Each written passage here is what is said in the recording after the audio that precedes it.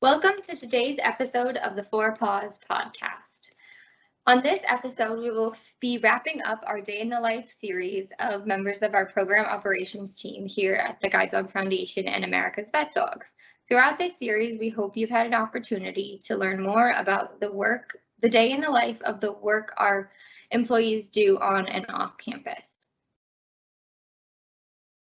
On today's episode, we will be joined by Lauren, an apprentice guide dog instructor, and Cheyenne, an apprentice service dog instructor. Thank you so much for joining us today and for taking the time to share about your role at GDF and ABD. Before we dive deep into all things day in the life, would you mind sharing a bit about your background and how you ended up in your job? Lauren, you can go first. Hey everybody, I am Lauren. I started my journey in this organization as a volunteer puppy raiser when I was in college at the University of Georgia, and that led me to seeking a career working with the Guide Dog Foundation. I started out in the puppy program working in Athens, Georgia, and then I loved it so much that I wanted to learn more, which led me to applying for this guide dog apprenticeship to learn how we train our dogs and how we work with our clients to train them how to work with their guide dogs. Awesome. So you kind of took a similar journey to everybody else where you started puppy raising, but you diverted and did a different job before you ended up where you are now. Yes. Yeah. Awesome. What about you, Cheyenne? You had some interesting work experience to get here. So I studied wildlife at the University of Georgia, and after graduating, I worked in a few different zoos and nature centers. I did a lot of education programs and eventually worked up to being an animal care and training specialist at a nature center. I worked with snakes, turtles, alligators, and birds of prey, and I did a lot of training with them, but it was only a portion of my job and I wanted it to be full-time. So at this time I was also volunteering for the Guide Dog Foundation, and I had just recently started. And so when ABD opened a service dog apprenticeship, I very quickly applied. Awesome. And just as a fun little note before we get going, is a lot of the same practices applied to the wildlife training that we do with the dogs? Yeah, I worked a lot with birds of prey, and the entire training relationship that I had with them was built on positive reinforcement. It's a much slower process training them, but very similar to working with dogs. Awesome. Thanks so much, guys. And that's such a fun experience how you both have a different way of getting where you are now. So speaking of dogs, do you have any dogs of your own at home or other pets? I do. I have two dogs, a golden retriever that's 9 years old named Sandy, and a 5-year-old lab golden mix named Charlie. They are both puppies that I raised for the Guide Dog Foundation quite a while ago, and they unfortunately weren't cut out for the service dog lifestyle, and so I was able to adopt them. Awesome. How about you, Cheyenne? Yeah, so I have two cats, and I recently, like a month ago, adopted a dog. It was pretty special because he was on my first string of dogs and got medically released. So now he lives with me. Awesome. So let's talk a little bit more about your day in the life. If you had to say what time would the average day start for you? We both start our day at 7 a.m. when we get into the training center, and we quiet the kennel and have the opportunity to reinforce the dogs for being quiet, and then they get breakfast. Awesome. And do you only feed your own dogs or other dogs? We feed all of the dogs on our side. So the guide trainers go to the guide side, the service dog trainers go to the service dog side. But if we're ever short trainers or they need extra help, we definitely go on both sides and help out. Awesome. So you kind of already told me what a typical start to your morning, but kind of what does the remainder of your morning and day look like? Do you stay on campus or go out and about in the community, or does it change kind of throughout that string of dogs that we talked about even last time with Jody on the training cycle? Because I'm a guide dog instructor apprentice, I am going to generally train my dogs off campus. And so after breakfast, we load all of the dogs up into our training van, and then we head to our training location for the day. Yeah. The service dog apprentices also load their dogs, but we load into a training room instead of a training van. So we all train out of our own room, and we typically stay on campus, although we do get our dogs out into the community. We try for every week, but sometimes we have more than one outing in a week, and other times we have less than one outing in a week. And during that morning, what are you typically working with on the dogs? What kind of activities or skills are you working with them gaining? And is it sometimes different, Cheyenne, from dog to dog? Either of you can go first, though. So yeah, we work on different skills and activities based on the track that we put our dogs on. So our service dogs can go on mobility or PTSD or hearing work. We have several different tracks that they can be on. So depending on where we have placed them, the skills will be different. But pretty much in the mornings, we work on obedience, we work on their kennel manners. And right now with my dogs, I'm working on a lot of foundation skills. So building eye contact, building duration in their obedience, collar yielding, platform work, stuff like that. On the other hand, as a guide dog apprentice, we train our dogs to have kind of the same list of tasks for all of the dogs. So we train all of our dogs how to have good obedience so that they're a welcome presence in public places. And then we also train our dogs how to navigate around obstacles so that their person can fluidly move down the sidewalk or through a store. We also train our dogs how to stop at changes in elevation so that the person doesn't stub their toe or trip and fall.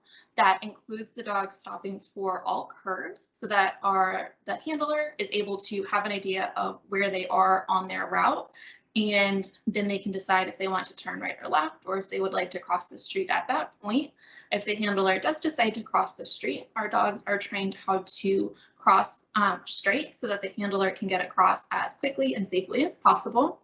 Our dogs are also trained how to target different items, and they learn kind of a preset list of items like the handle of stairs, doors, elevators.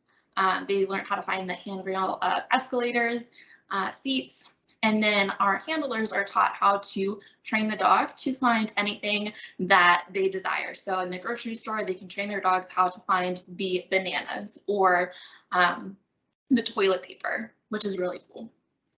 Yeah, it's so cool. And Cheyenne, we might have an opportunity to dive a little deeper into tasks the service dogs learn later on, but would you say just a few of the tasks you teach the dogs?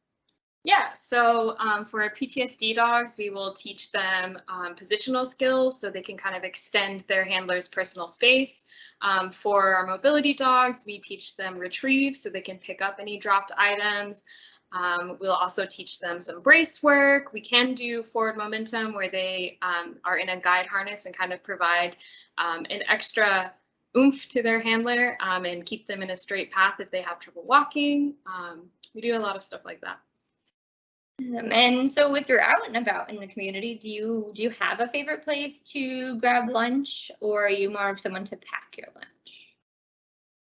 I generally pack my lunch every day, but because one of our home bases with our clients when they're doing their residential training is the Panera in Huntington, so we train there often to acclimate the dogs to that environment. We also eat a lot of lunch at Panera.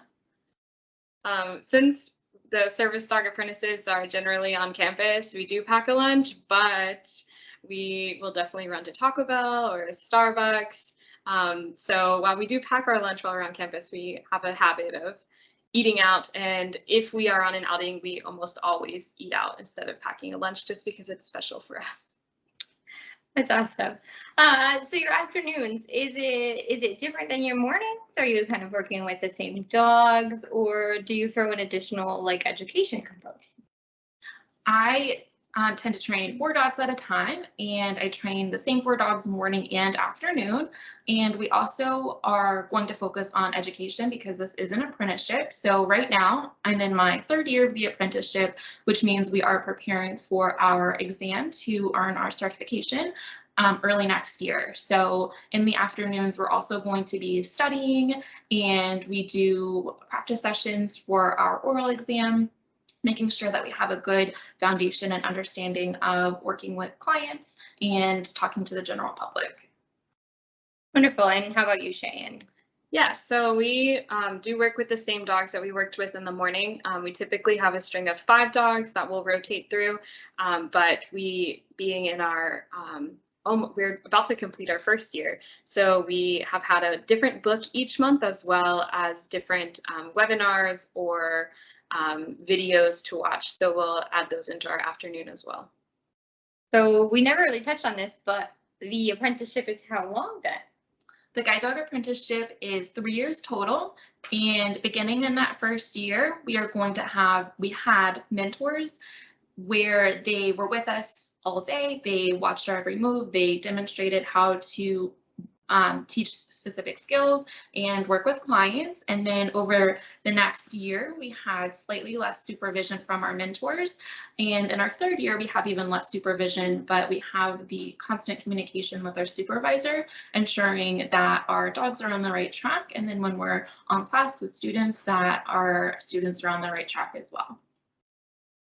For the service dog apprenticeship, this is the very first service dog apprenticeship that they've done. So we don't have mentors above us that were apprentices before. It's just us. And then we have our supervisor who's with us and watches over us. And like Lauren said, we have constant communication through text.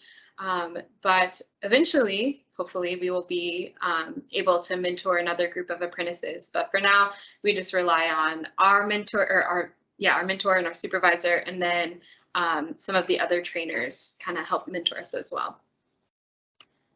And how do you usually end your days? About what time would that be? And are there any like specific routines you follow at the end of the day, or to just kind of wrap up with the dogs?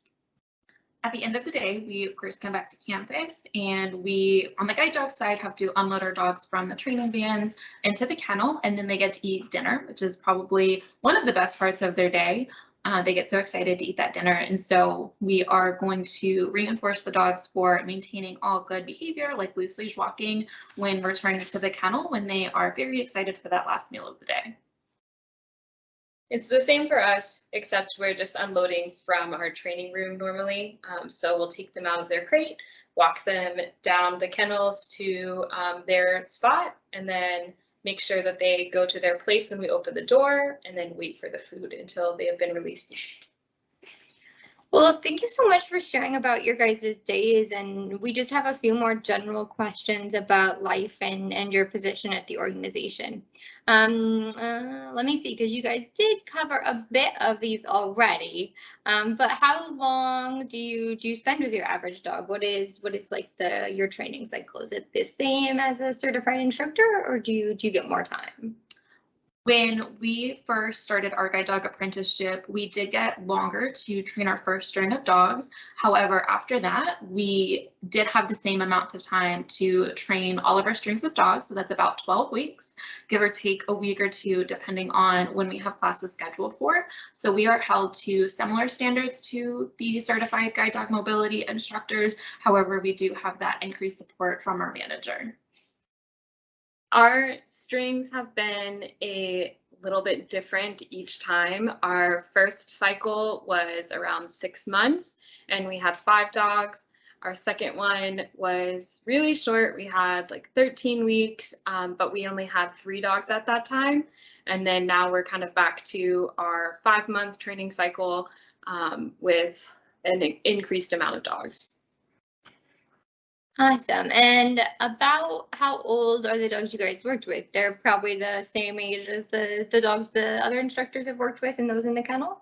Yeah, they're usually around 1.5 to 2 years old. Awesome. We did that. Is there any specific tasks or training activity that you enjoy training more than others? One of my favorite tasks that I train my dogs to do is to target.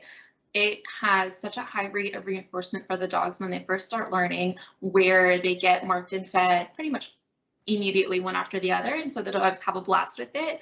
And the happiness from the dogs learning that new skill makes me really happy too. So teaching the dogs to target doors and seats and elevators and escalators is one of my favorite things to train the dogs to do. What do you think is the oddest thing you've helped either a student or done yourself for a dog to target? Just an interesting item. Oh, that's a hard question. I think my students tend to generally target pretty regular things, like the dogs will learn how to target their specific office door or their mailbox or the front door to their home if they live in an apartment complex, for example.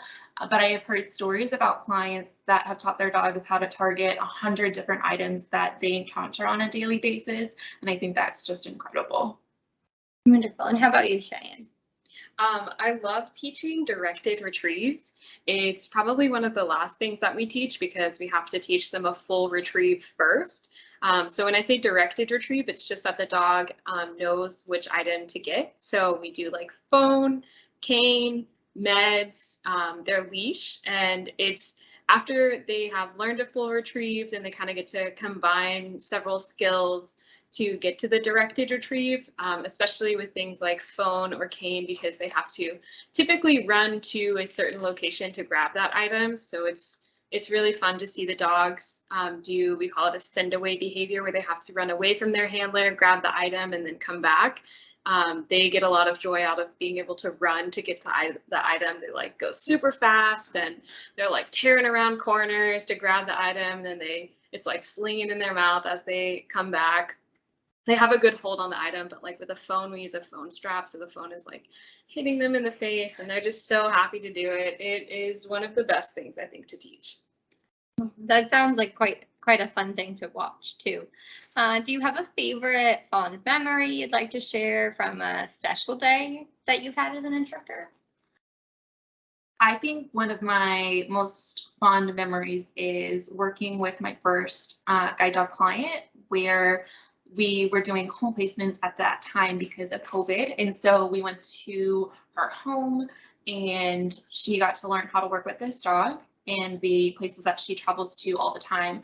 And watching her complete a route independently, that was incredibly difficult with a lot of distractions, like dogs cutting her off on her path, and watching her new guide dog seamlessly and incredibly safely help her navigate in that situation was just so eye-opening, because training the dogs, I know what they're capable of, but seeing the dog work with their client who is low vision was a whole experience in and of itself that just showed me how these dogs can help our clients live so independently and safely. Yeah, that first walk when you really tackle everything is always very special for sure. How about you, Cheyenne? This happened at the end of my first class with a student. He was a Vietnam vet and he's had like so many things happen in his life. He's been married, has had kids, all this stuff. And he announces to the class that his dog is the best thing that has ever happened to him. And that moment sticks with me all the time because I love that dog. I love that client. And so just seeing how impactful that it is on his life, it was just kept me going for a really long time. Still does too. So do you have a favorite like part or activity of your job? Obviously you do class, you do instruction, you do education. Is there a certain part you kind of would say is more of your favorite than others, or is it all just amazing? I have a lot of favorite parts. I, of course, love Dog Day, where you get to introduce the client to the dog that they've been matched with for the first time, and they get to meet this new leash on life. Dog Day is definitely a good one. I also love at the beginning of each string when you get brand new dogs, getting to know the dogs and figuring out their personalities and what they enjoy and how they like to be scratched and what favorite toys they like and what they're really good at. That's so fun for me. Yeah, I think Dog Day has a special place in everybody's heart here at the organization, especially with our graduates too. Is there anything else you'd like to share with our listeners before we wrap things up? Any final stories or fun facts? I think one thing that I do want to say to everyone that's listening is if we have volunteers listening, how thankful we are as an organization for all of the work that you put into working with our dogs, whether you're a puppy raiser or a puppy camper or a temp home or a breeder caretaker, that we wouldn't be here without you and we wouldn't be successful as an organization without you. So thank you so much to all of our volunteers for making our jobs and possible and making it possible for us to give clients the ability to live more independently. Absolutely. No sense. Well, thank you so much for taking time out of your busy day to speak with us. We really do appreciate it. And to our listeners, thank you for tuning in to what was the final episode in this series of Day in the Lives of the Four Paws podcast. Next month, we will not be releasing a podcast as much of our staff will be traveling for national blindness conventions and veteran conventions. However, come August, we will be kind of rebranding and relaunching the podcast with a new name and logo. So feel free to check back in for that as we anticipate it being an exciting change.